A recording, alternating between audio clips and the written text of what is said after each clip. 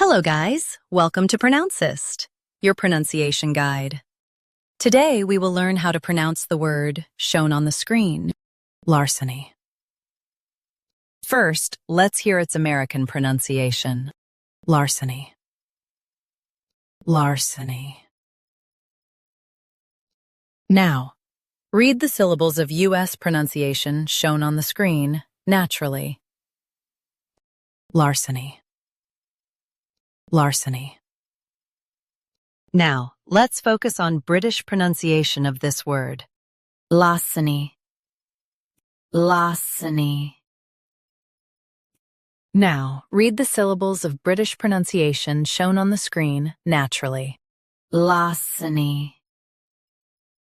Larceny. US has lar.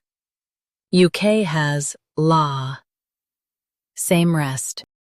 Practice repeatedly and you'll soon be able to say this word perfectly. The best way to practice is to repeat the syllable multiple times. The meaning of the word is theft. Try repeating this word several times to improve your pronunciation. We post daily videos on useful and commonly mispronounced words to help you speak clearly and confidently.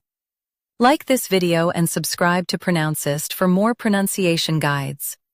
Thanks for watching us.